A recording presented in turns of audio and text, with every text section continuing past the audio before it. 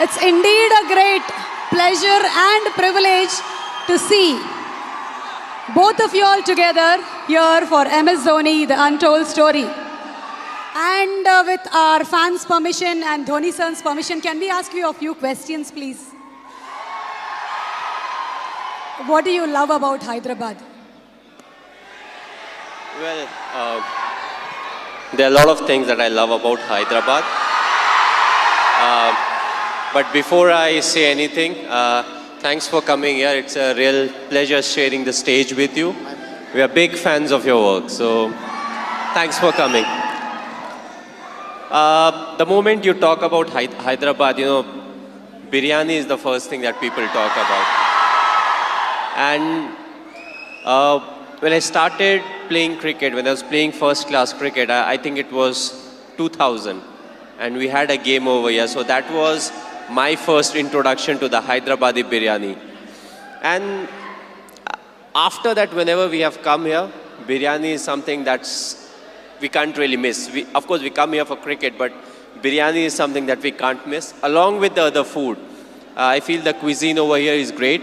Another thing that I like is the biscuits, the bakery biscuits from here. They are fantastic. And along with it has its own specialities, the bangles for the ladies. So I picked a few for my wife.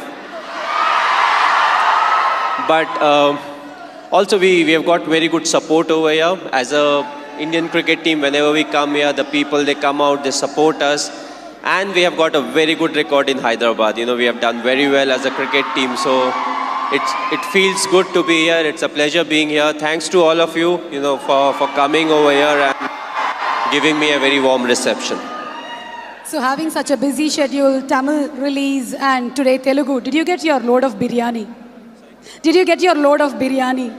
Well, yes, I did. You know, of course, I didn't eat a lot because this was just before we were coming here. So I did get a bit of it. And, you know, hopefully I'll come here back soon and I can literally hog the biryani. There are so many people here just to see you. Your fans look upon you as their hero. So what's a message that you want to give to them?